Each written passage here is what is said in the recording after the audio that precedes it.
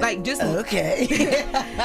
he literally said Cassie was one of the most beautiful women he ever seen in his life. He couldn't even believe that it was happening like this. So he walks in and he alleges that Puff was there sitting in the room, but you couldn't tell it was him because he had a bandana tied around his face and he had a hat on and he was sitting in the corner. So he's Nate, Mr. Love wanna see what you about. Don't be shy, some baby on you in the corner. A lot more when I came from. Take that. And he had a hat on and he was sitting in the corner. So he randomly was just like recounting their experiences, and he just came out and said, yeah, like, because they were asking him what are some of the things you would have to do. He said, well, one time Cassie asked me to, urinate on her. On her, and now we all gasping like, wait. Because the prosecutors... Oh, so Cassie asked him, not Diddy. Exactly. Because the prosecutors opened up that literally probably like 15 minutes before that. The prosecutors were like, Cassie is going to tell you that Diddy allegedly made this escort urinate on her. That there's an escort sitting in front of us sworn in on the stand saying, no, Cassie told me. This part of her testimony is only relevant as a character analysis. Don't take it as she telling the whole truth. Just take it as she trying to show you that Diddy be wildin', and this is about to lead into the arson, which proves Rico. Let's go. The world and a mama know Diddy is a garbage human being who probably put his hands on women. But this is a trafficking case. So one reporter would even drop a video and he would explain exactly what I'm trying to portray in this video. Though, but I hate to say it, the bottom line is people who came to watch the case were walking out. I hate to say it, we were getting bored in there with Cassie's testimony. I think everybody thought it was going to be explosive. This is a RICO case. They're trying to show appicking, if you know what I mean.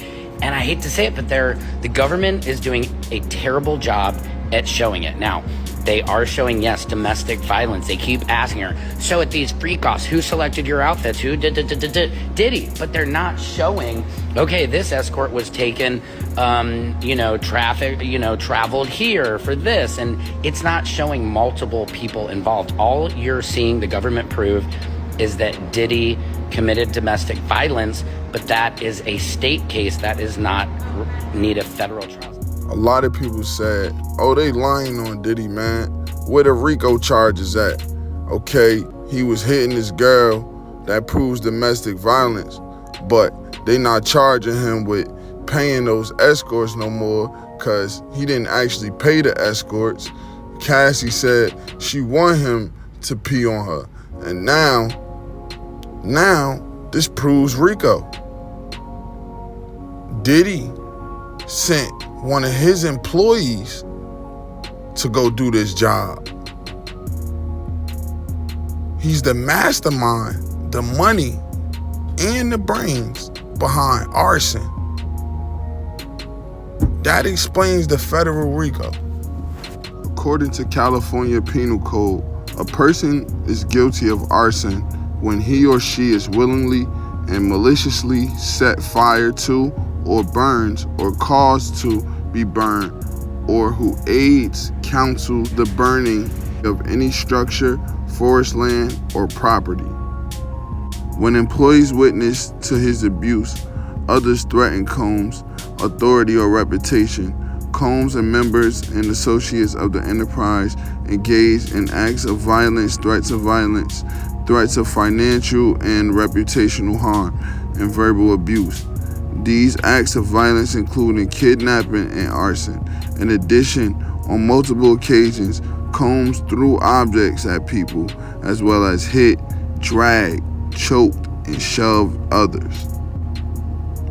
In 2011, during a rough patch in Mr. Combs and Mrs. Ventura Cassie relationship, Miss Ventura had a brief relationship with musician Kid Cudi. Day and night, the lonely stoner seems to free his night and might. I'm on day and night. Okay. Yeah, I was trying to spare this nigga, but they said all that shit true, bruh. He a wild boy. And yeah, somebody told me on my channel, my subscriber, all due respect, said that's a voodoo tattoo. But yeah, he blew bruh car up. Kid Cudi car up. Of course, Puff wasn't with that. And during this situation, Mr. Combs found at Cassie's phone and found emails between her and Kid Cudi. Mr. Combs became enraged and proceeded to place manual corkscrew between his fingers and lunged at Miss Ventura.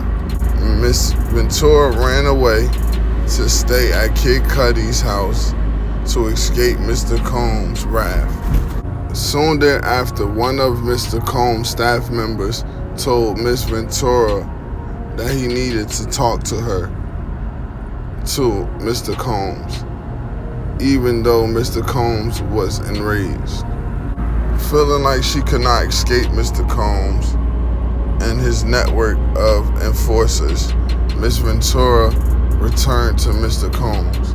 He hit her several times and kicked her in the back as she tried to run out the door. Okay, so Diddy found, he took Cassie's phone. He saw emails between Cassie and Kid Cudi. He got mad. He hit her.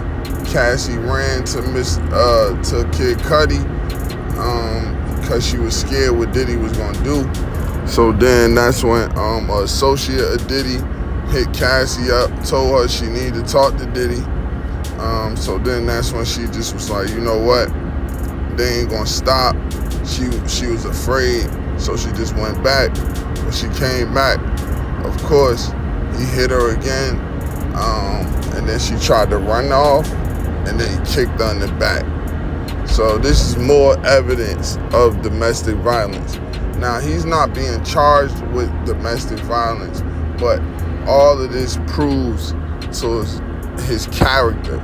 You know, this is a character analysis. So the jury sees this, and then all the other charges sound more convincing based off of, you know, these incidents. In February 2012, during Paris Fashion Week, Mr. Combs told Miss Ventura that he was going to blow up Kid Cudi's car and that he wanted to ensure that Kid Cudi was home with friends when it happened. Around that time, Kid Cudi's car exploded in the driveway. For example, in the early morning hours of December 22, 2011, the defendant and the co-conspirator kidnapped an individual at gunpoint to facilitate the breaking into and entering the residence of another individual, one, aka Kid Cudi.